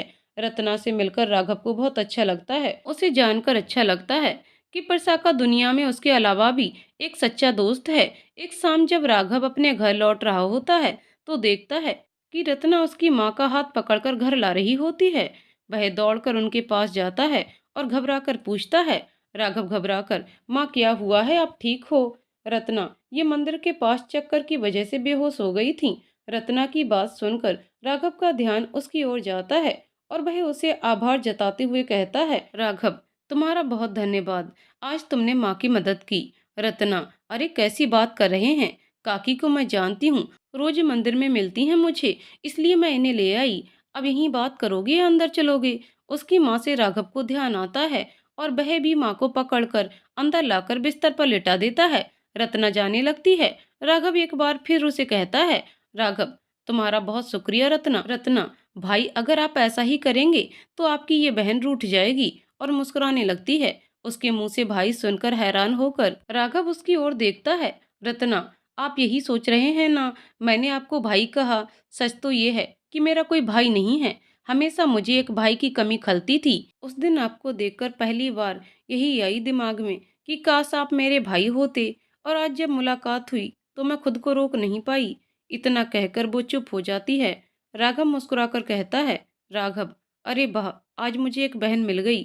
उसकी बात सुनकर रत्ना उसकी तरफ देखती है। राघव मुस्कुराकर हाँ कहता है। रत्ना खुश हो जाती है और वहीं बिस्तर पर ही लेटी हुई उसकी माँ भी मुस्कुरा देती है। रत्ना जाते हुए कहती है, मैं आकर मिलती रहूंगी, भाई आप ध्यान रखना काकी का। राघव ने मुस्कुराकर हाँ में जवाब देता है और वह वहां से चली जाती है। अक्सर रत्ना राघव के घर पर दोनों से मिलने चली जाया करती थी। इस बात की खबर परसा को नहीं थी। रत्ना उसे बताना चाहती थी, लेकिन एक शुभ अवसर पर उसने सोचा था कि आने वाली शिवरात्रि को वह बताएगी। फिर एक शाम वो राघव को कहती है कि जरूरी बात बतानी है। ये कहकर पहाड़ी पर आने का कहती है और वो प्रिसा से बिना कुछ कहे पहाड़ी की ओर चल देती है और वहां राघव का इंतजार करती है। राघव थोड़ी देर में वहां पहुंच जाता है। उसे आता देखकर रत्ना खुश हो जाती है और उसे कहती है, भाई मैं आपको बताना चाहती हूँ कि मुझे किसी से प्यार हो गया है। उसकी बात सुनकर राघव खुश हो जाता है और कहता है, राघव, अरे बहना बताओ कौन है वो? रत्ना मुस्कुराते हुए, पहले आप बताओ, मैं दिल की बात कैसे कहूँ उसे, मैंने कुछ सोच कर रखा है, मैं बोलकर बताती हूँ, आप जवाब में बताना, ठीक है? इतना कहकर वो उसे कहने लगती है। यहाँ पर वही बातें होती हैं जो रत्ना राघव से कहती है। रत्ना, मैं तुमसे बहुत प्यार करती हूँ, जब से मैंने तुम्हें देखा है ये दिल तुम्हारे ही बारे में सोचता रहता है। इस दिल को तुम्हारे बिना बिल्कुल चैन नहीं है। मेरी जिंदगी में आकर मुझे वह खुशी दे दो जो खुशी मैं तुम्हारे साथ चाहती हूँ। क्या तुम मुझसे शादी करोगे? राघव मुस्कुराकर जवाब देता है, हाँ मैं तुम्हारी जिंदगी में शामिल होना चाहता हूँ। वह दोनों ये बात कर ही रहे होते हैं कि पीछे खड़ी प्रसा अपने मन में गलत समझ लेती है। वह दोनों इस बात से अनजान होते हैं। अभिमान और रीति दोनों एक साथ अपनी आंखें खोलते हैं। उन दोनों की आंखें आंसुओं से भरी होती हैं। वह दोनों देखते हैं कि सामने प्रसा खड़ी है, लेकिन उसके चेहरे पर कोई भाव नहीं है। वह एक टक बस दोनों को देख रही होती है, जैसे उनके सवाल कह रही हो, आखिर ऐसा क्यों किया? लेकिन इसका जवाब तो वह दोनों अच्छी तरह से जानते थे कि प्रसा ने उन्हें गलत समझकर एक गलत फैसला लिया, जिसकी वजह से आज ही वो एक आत्मा की तरह भटक रही है। रीति बोलना चालू करती है, तुझे अपनी सहेली पर थोड़ा भी भरोसा नहीं था? एक बार मुझसे पूछती तो सही, बिना कुछ जाने ही तूने ये सब कर दिया, क्यों? क्या हमारी दोस्ती में विश्वास नाम की चीज नहीं थी? प्रसा गुस्से से, कैसा विश्वास, कौन सा विश्वास? तुम दोनों ने मेरे विश्वास को छलनी कर दिया है और तुम बात कर रही हो कि मैं तुम पर विश्वास करती। इतनी देर से जो अभी चुप खड़ा था वह प्रसाद से कहता है, अभी नम आंखों से, क्या तुम्हें अपने राघव पर भी भरोसा नहीं था? मुझे जवाब दो प्रसा। प्रसा राघव पर एक तीखी नजर डालकर कहती है, प्रसा तुम पर तो बहुत भरोसा किया था मैंने, लेकिन आखिर में मुझे क्या मिला? रत्ना के साथ मिलकर तुमने मुझे धोखा दे ही दिया। अब मैं तुम दोनों से बस जवाब चाहती हूँ कि तुम लोगों ने ऐसा किया क्यों? अभिमान, धोखा? कौन सा धोखा? किस धोखे की बात कर रही हो तुम? मैंने और रत्ना ने तुम्हें कोई धोखा नहीं दिया। प्रसा, अच्छा तुमने मुझे धोखा नहीं दिया, तो फिर उस दिन पहाड़ी पर ये तुमसे प्यार भरी बातें क्यों कर रही थी? क्यों वह तुमसे शादी की पूछ रही थी और तुमने भी उसे हाँ में जवाब दिया? वह सब क्या था? क्यों तुम लोग पहाड़ी पर मिलने आए थे और जिसके बारे में मुझे बिल्कुल भी पता नहीं था? बताओ मुझे। वर्षा गुस्से से चीखने लगती है। लीला का मन अजीब से डर से घबरा रहा होता है। उसे सुबह से बेचैनी हो रही होती है। उसे लग रहा होता है कि कुछ तो होने वाला है। वह अभिमान और रीति के बारे में सोचती है, जो कि अभी तक घर नहीं आए होते हैं। वह अपनी देवरानी रानू से कहती है, लीला सुन छोटी, ये दोनों बच्चे अभी तक घर नहीं आए हैं। मुझे अजीब लग रहा है, कहीं कुछ होने वाला तो नहीं है ना? वह दोनों ठीक तो होंगे ना? रानू, पता नहीं जीजी, वह दोनों कहाँ गए? चिंता तो मुझे भी हो रही है। चलो हम यहाँ आसपास देख कर आते हैं। लीला उसकी बात मानकर उसके साथ बाहर निकल जाती है। लीला और रानू आसपास के लोगों से पूछती हैं, किसी को कुछ पता नहीं होता है? लीला रानू से कहती है, छोटी एक बार हम नीति से भी पूछ लेते हैं, क्या पता उसे पता हो कि वह दोनों कहाँ गए हैं। रानू अपना सर हिला देती है। दोनों नीति के घर पहुंच जाती हैं। वहां नीति अपनी माँ के साथ बैठी होती है। उन दोनों को आता देख वह खड़ी होकर उनसे पूछती है, नीति क्या हुआ काकी? आप दोनों आज ऐसे आए, कुछ हुआ है क्या? लीला बेचैन होकर, हाँ बेटा, अभी और रीति कब से घर से गए हैं, अभी तक नहीं आए। तुम्हें कुछ पता है क्या, वह दोनों कहाँ गए हैं? नीति हैरान होकर, क्या वह दोनों घर पर नहीं आए? ऐसे कैसे, वह कहाँ गए, बताकर नहीं गए क्या? लीला, नहीं बेटा। नीति, मैं भी आप लोगों के साथ उन्हें ढूंढने चलती हूँ। इतना कहकर नीति अपनी माँ से पूछकर उन दोनों के साथ निकल जाती है। अभी तुम सच सुनना चाहती हो ना, तो सुनो वो। रत्ना मुझे भाई कहती थी, उसने मुझे अपना भाई माना था। अक्सर माँ से मिलने और मुझसे मिलने घर आया करती थी। परसा हंसते हुए, ये तुम्हारी बहन बन गए और मुझे पता भी नहीं चला। और क्या एक बहन अपने भाई से इस तरह से शादी के लिए प्रस्ताव रखती है? परसा की आंखों में गुस्से के साथ साथ नफरत के भाव भी रहते हैं, जिसे देखकर एक पल के लिए रीति भी डर जाती है। वो कहती है, रीति, मैं तुम्हें बताना चाहती थी और बताने भी वाली थी, बस एक अच्छे अवसर पर बताना चाह रही थी, क्योंकि मेरे लिए बहुत बड़ी बात है कि मेरा कोई भाई है। ये बात तो तुम भी जानती हो ना, एक भाई के लिए कितना तड़पती थी मैं। और उस दिन पहाड़ी पर मैंने भाई से जो कुछ भी कहा, वह भाई के लिए नहीं था, बल्कि वह किसी और के लिए था। उसकी बात सुनकर परसा चौंक जाती है। परसा रीति से सवाल करती है, परसा कौन था वो? रीति, तुम्हें याद है, शिव मंदिर के पास ही एक लड़का रहा करता था, जो चुपके चुपके हम दोनों को देखता था और तुम मुझे चिढ़ाती थी कि वह मेरा दीवाना है। परसा को याद आने लगता है कि हाँ, एक लड़का था। परसा जवाब नहीं देती। इसका जवाब सुने बिना रीति आगे कहती है, उसे रोज देखते देखते कहीं ना कहीं मन ही मन में मैं उसे चाहने लगी थी। मैं चाहती थी कि पहले वह अपने दिल की बात कहे, पर मेरा प्यार इसके लिए इस कदर बढ़ गया था कि मैं उसके बोलने का भी इंतजार नहीं करना चाहती थी। मैं खुद उसे अपने मन की बात कहना चाहती थी। इसलिए मैंने राघव भैया से पूछा कि मैं उसे किस तरह अपने दिल की बात कहूँ, और उन्हें कहकर बताया, और उसी बात को तुमने गलत लिया और हमारे बारे में गलत सोचा। इतना कहकर रत्ना प्रसा को देखती है। प्रसा की आंखों में आंसू रहते हैं। उसे इस वक्त अपनी गलती पर पछतावा हो रहा होता है। वह शर्म से अपनी नजरें नीची कर लेती है। अभिमान आगे बढ़कर प्रसा को छूता है, पर छू नहीं पाता। उसकी आंखों से आंसू बह जाते हैं। भले ही प्रसा ने उन लोगों को गलत समझकर गलती की थी, पर प्रसा उसका प्यार है। और सब कुछ याद आने के बाद वह प्रसा को गले लगाना चाहता था। प्रसा रोते हुए, अपनी गलती की वजह से मैं इतना आगे आ चुकी हूँ कि अब मैं तुम्हें चाहकर भी कभी गले नहीं लगा सकती। अभी नम आंखों से, तुमने मुझ पर एक बार भरोसा तो किया होता। ये दिल हमेशा तुम्हारे लिए ही धड़कता है। मैंने तुमसे प्यार किया है, किसी और के बारे में सोच भी नहीं सकता। फिर तुमने कैसे सोच लिया कि मैं तुम्हें धोखा दे दूंगा? परसा घुटनों के बल बैठकर, मुझसे बहुत बड़ी गलती हो गई, मुझे माफ कर दो। मैंने जो देखा और सुना उसमें मैं इतना दुखी हो गई कि मैंने एक बार भी अपने प्यार पर विश्वास नहीं किया।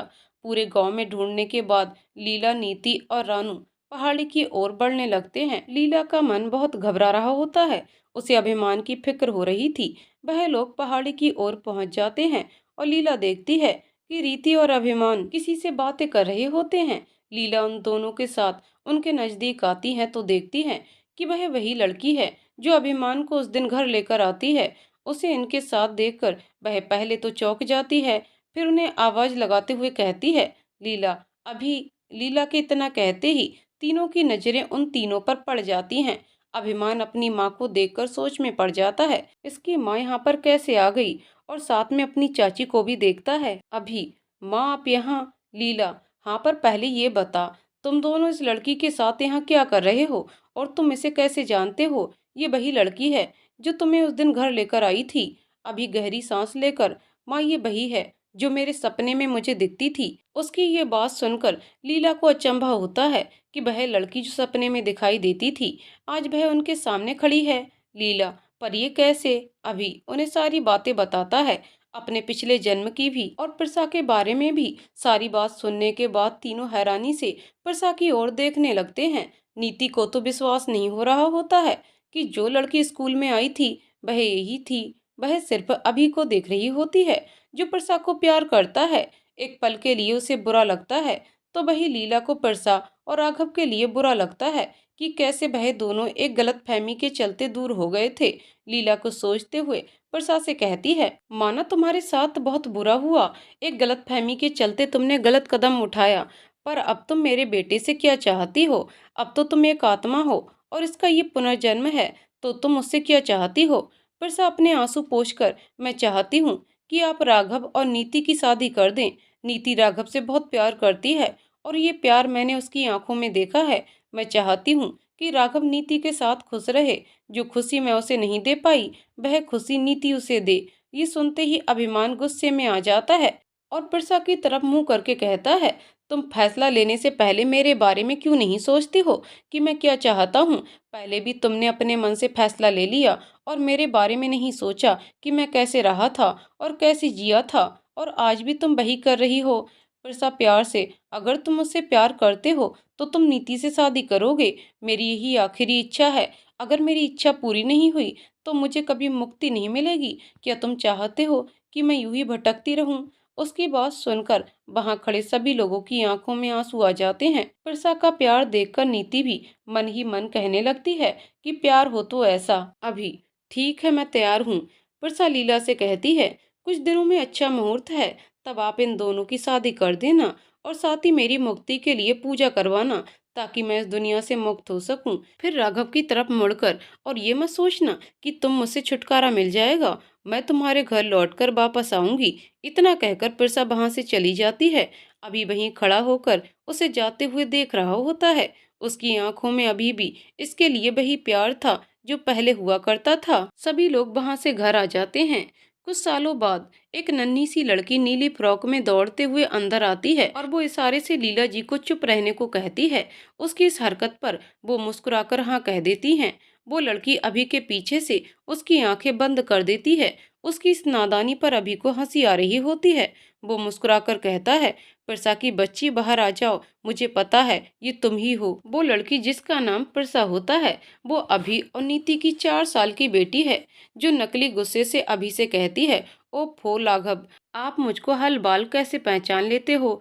उसकी बात पर किचन से आती हुई नीति और लीला जी साथ ही अभी भी मुस्कुरा देता है और वही प्रसा गुस्से में अपना मुंह फुला लेती है। अभी उसे अपनी गोद में लेकर कहता है, क्योंकि पापा आपसे बहुत प्यार करते हैं और इसलिए मैं पहचान जाता हूँ। अभी, अच्छा एक बात बताओ, मेरा नाम तो अभिमान है, तुम मुझे राघव क्यों बुलाती हो? प्रसा कुछ सोचते हुए, त्योती मुझे ये नाम अच्छा लगता है डैडी। उसकी बात सुनकर अभी को प्रसा की कही बात याद आ जाती है जो उसने जाते वक्त कही थी, और मन ही मन वो कहता है, तुम ना होकर भी यही हो, यही तो है तेरा मेरा प्यार। नीति भी प्रसा को सोचकर कहती है, तुमने उस दिन अपने प्यार की कुर्बानी देकर मुझे मेरा प्यार दिया, इसके लिए मैं जिंदगी भर तुम्हारी शुक्रिया अदा करूं वो भी कम है प्रसा। इसलिए तुम्हें याद करते हुए मैंने अपनी बेटी का नाम तुम्हारे नाम पर रखा। इतना सोचते हुए नीति भी मुस्कुरा देती है। लीला जी मन ही मन, तुमने जाते जाते एक अच्छा फैसला लिया परसा। और अपने बच्चे को उसके बच्चे के साथ खुश देखकर वो उनकी नज़र उतार लेती है। वहीं नटखट प्रसा अपनी शैतानियों से अभी को तंग कर रही होती है और लीला जी और नीति दोनों बैठकर खुश होकर उन्हें देखकर मुस्कुरा रहे होते हैं। तो दोस्तों, कहानी यहीं पर समाप्त होती है। दोस्तों, आपको कहानी कैसी लगी कमेंट करके जरूर बताइएगा। कहानी पसंद आई हो तो वीडियो को लाइक शेयर करें और चैनल को सब्सक्राइब करें। कहानी को पूरा सुनने के लिए बहुत बहुत धन्यवाद दोस्तों।